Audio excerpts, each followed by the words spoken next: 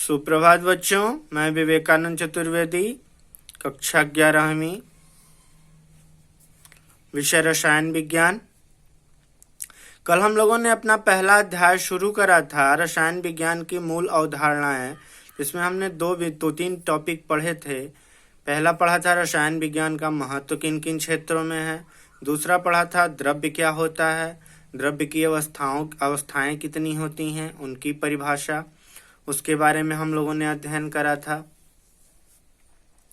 और मैं थोड़ा सा कल के ही जो वीडियो थी उससे इस चित्र के माध्यम से थोड़ा सा आपको दिखाना चाह रहा हूँ। ये जो मैंने लास्ट में बताया था आपको कि अवस्था परिवर्तन, ये आप देख रहे हैं कि ठोस के जो चित्र में अणु हैं ये बिल्कुल पास पास हैं। मैं आपको ये समझाना चाह रहा हूँ अवस्था परिवर्तन होता कैसे है। जब हम इस ठोस को गर्म करते हैं तो ये क्या होता है कि इसके पहले की स्थिति तो आपको पता है कि इनके बीच की दूरी कम है। अब जब इन्हें आप ऊर्जा देते हैं यानी गर्म करते हैं तो ये ठोस के अवयवी कण जो होते हैं ये क्या करते हैं, ऊर्जा को ग्रहण करते हैं। और ग्रहण करते करते इनके पास इतनी पर्याप्त ऊर्जा हो जाती है कि इन दो कणों के बीच की जो दूरी है यानी कि इनकी ऊर्जा अधिक होने की वजह से ये क्या करते हैं कि अपने बीच की दूरी को बढ़ाना चाहते हैं। यानी कि घर्षण के वजह से क्या होता है कि ऊर्जा उत्पन्न होती है और इनके बीच की दूरियां बढ़ जाती है और वह किस अवस्था में बदल जाते हैं, द्रव में। और जब इन्हें और गर्म किया जाता है तो ये इनकी बीच की दूरी क्या होती है कि ये अणु इनके और तीव्र गति करने लगते हैं तो इनकी दूरियां और बढ़ जाती हैं। तो ठोस से ये द्रव में बदलते हैं और द्रव से गैस में। और जब इन पे दाब अप्लाई करा जाता है तो ये पास पास आने लगते हैं और पुनः रिवर्स प्रोसेस से ये गैस से किस में पहुंच जाते हैं, ठोस में। तो ये थोड़ा सा ध्यान देंगे इसको। चलिए फिर हम आपको आज के टॉपिक के बारे में ही बताते हैं। तो आज हम लोग पढ़ेंगे द्रव्य का वर्गीकरण। द्रव्य क्या होता है, इनके वर्गीकरण के बारे में।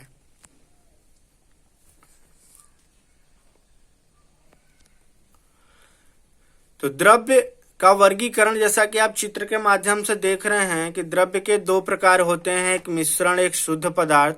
फिर मिश्रण दो प्रकार का होता है, समांगी मिश्रण और विषमांगी मिश्रण। और उसी तरह शुद्ध पदार्थ दो प्रकार के होते हैं, तत्व और यौगिक। तो आइए हम इन सभी को बारी बारी से अध्ययन करेंगे एक एक को। पहला मैंने लिखा हुआ है द्रव्य। जैसा कि आप पहले भी जानते हैं कि जो स्थान घेरता है और जिसमें द्रव्यमान होता है उसे क्या कहते हैं, द्रव्य कहते हैं। दूसरा महत्वपूर्ण बिंदु की बात करें हम, शुद्ध पदार्थ। तो शुद्ध पदार्थ किसे कहते हैं बच्चों कि जो एक निश्चित अवयवी कणों की मात्रा को मिलाने से बनते हैं। यानी कि वो जिससे बनेंगे वो निश्चित होगा, वह पूर्व निर्धारित होता है कि यह किससे बनेंगे, या हम ये जानते हैं कि हम इन चीजों को मिलाएंगे तो ये हमारा बनेगा। ठीक है, उसी को हम कहते हैं शुद्ध पदार्थ। यानी उसमें किसी प्रकार की मिलावट नहीं होती, जैसे तांबा, चांदी, सोना, जल इत्यादि। अब जैसे इसमें हम जान रहे हैं कि सोने के कण को मिलाएंगे तभी सोना बनेगा, चांदी के कण को मिलाएंगे तो चांदी बनेगा, तांबा को मिलाएंगे तो तांबा बनेगा, हाइड्रोजन और ऑक्सीजन के अणु को मिलाएंगे, कण को मिलाएंगे तो जल बनेगा। अब इसमें जो दो प्रकार हैं आपके, तत्व और यौगिक। अब तत्व क्या होता है कि जैसे मैंने शुद्ध पदार्थ में बात करा कि निश्चित अवयवी कणों को मिलाने से बनते हैं। लेकिन जब एक ही प्रकार के अवयवी कण उपस्थित हों, यानी एक ही प्रकार के परमाणु उपस्थित हों, जो एक ही प्रकार का होता है तो उसे परमाणु कहते हैं। तो जब एक ही प्रकार के अवयवी कण उपस्थित हों तो ऐसे को हम क्या कहते हैं, तत्व कहते हैं। ऐसे द्रव्य को हम क्या कहते हैं, तत्व। जैसे हाइड्रोजन का परमाणु, ऑक्सीजन का परमाणु, नाइट्रोजन का परमाणु, सल्फर का परमाणु, सोडियम का परमाणु इत्यादि।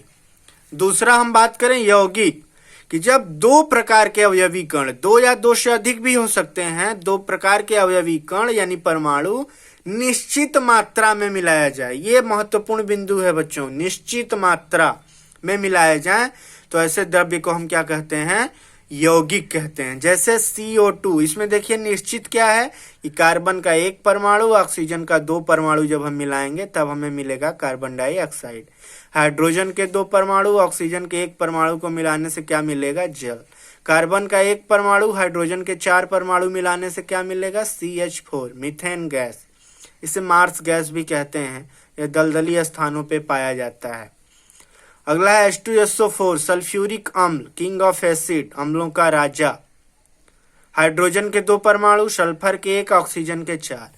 तो इसमें क्या है कि जब 2 प्रकार के या 2 से अधिक प्रकार के अवयवी कण की निश्चित मात्रा को हम आपस में मिलाते हैं तब हमें जो द्रव्य प्राप्त होता है उसे हम यौगिक कहते हैं। और इसी का विपरीत मिश्रण होता है कि 2 या 2 से अधिक परमाणु की जब हम अनिश्चित मात्रा को मिलाते हैं तब हम मिश्रण कहते हैं। जैसा मैंने शुद्ध पदार्थ में आपको बताया कि निश्चित अवयवी कण होते हैं, या दूसरे शब्दों में ये कहें कि हमें पहले से पता होता है कि इन चीजों को मिलाने से क्या बनेगा। लेकिन मिश्रण में ये चीजें विपरीत होती हैं कि मात्रा भी अनिश्चित होती है, यानी हमको पता नहीं होता कि हम इन चीजों को इतना इतना मिला रहे हैं तो क्या बनेगा। जैसे कभी कभी आप लोग देखते भी हैं कि हम किसी चित्र में क्या क्या डिजाइन करके बना रहे होते हैं, कुछ बन जाता है। तो जब किसी भी चीज की अनिश्चित मात्रा को आप मिलाएंगे तो वह निश्चित, उसका जो एक निर्धारण है वह एक निश्चित निर्धारण नहीं हो पाएगा। वही होता है 2 प्रकार का, एक समांगी मिश्रण और एक विषमांगी मिश्रण। समांगी मिश्रण, अब मिश्रण में क्या होता है कि हम 2 या 2 से अधिक परमाणुओं को, अवयवी कणों को आपस में मिक्स करते हैं, मिलाते हैं, मिश्रित करते हैं। तो जब मिश्रित अवयवी कण यानी हम जिन जिन चीजों को मिलाए हैं वो समान रूप से घुल जाते हैं, यानी मिश्रित अवयवी कणों का संगठन जिसे हम मिलाए हैं वह समान होता है, यानी अपारदर्शी। अपारदर्शी का तात्पर्य है कि जिन जिन चीजों को, अवयवी कणों को हमने मिलाया है उसे हम देख ना पाए, वह पूर्ण रूप से उसमें मिश्रित हो जाए, घुल जाए, तो उसे हम कहते हैं समांगी मिश्रण। जैसे चीनी का जल में मिश्रण, जब हम चीनी को जल में घोलते हैं तो वो पूरा शरबत तैयार होने के बाद हमें चीनी के कण उसमें दिखाई नहीं देते। वायु, इसमें बहुत सारी चीजें मिली होती हैं लेकिन हमें कुछ भी दिखाई नहीं देता। और इस समांगी मिश्रण की जो है सबसे महत्वपूर्ण विशेषता यह होती है कि जब आप किन्हीं भी 2 चीजों को आपस में मिलाते हैं तो वह दोनों या 2 से अधिक अवयवी कण जिनको आप आपस में मिलाते हैं वह अपने मूल कणों का त्याग कर देता है, मूल गुणों का त्याग कर देते हैं। जैसे चीनी, जल, ठीक है, यानी कि वो दोनों आपको क्या होंगे कि वो एक नया मिश्रण आपको मिलेगा। ठीक है, चीनी और जल का। अगला बिंदु है विषमांगी मिश्रण। विषमांगी मिश्रण क्या होता है कि मिश्रित अवयवी कणों का जो संगठन है वह असमान होता है, यानी कि अपारदर्शी। पारदर्शी का तात्पर्य कि हम जिन जिन चीजों को आपस में मिलाते हैं उन सब को हम देख पाते हैं अपनी आंखों से। उदाहरण, तेल व जल का मिश्रण, यानी जल पे अगर आप तेल की मात्रा को गिराएंगे तो ऊपर एक नीले कलर का या पीले कलर का आपको एक दिखेगा और आपको पता चलेगा कि जल क्या है, तेल क्या है, आप अंतर स्पष्ट कर पाएंगे। बालू और लोहे के छीलन का मिश्रण, तो इस प्रकार के मिश्रण को हम कहेंगे विषमांगी मिश्रण। तो आज आपने इस वीडियो में देखा कि द्रव्य क्या होता है और द्रव्य का वर्गीकरण। ये कॉर्नर में एक चीज आप लिखा हुआ है, आपने पहले से भी जानते होंगे लेकिन मैं थोड़ा स्पष्ट कर दूं। विलेय, विलयन और विलायक, ये 3 चीजें होती हैं। विलेय, विलायक, ये थोड़ा सा यहाँ पे मिस्टेक हो गया है, मैंने विलायन लिख दिया है, ये विलायक होता है। विलेय, विलायक और विलयन। विलेय क्या होता है, जैसे जब हम किसी भी चीज को मिलाते हैं तो 2 चीजें होती हैं, एक वस्तु को दूसरे वस्तु में मिलाया जाता है, तो हम जिसको मिलाते हैं वो विलेय होता है, जिसमें मिलाते हैं वो विलायक होता है, और उन दोनों के मेल से जो तैयार होता है वह विलयन होता है। जैसे सबसे अच्छा उदाहरण हम बचपन से पढ़ते आ रहे हैं, चीनी पानी। तो चीनी को हमने मिलाया, वो हुआ विलेय, पानी में मिलाया तो विलायक, बना शरबत, दैट इज विलयन।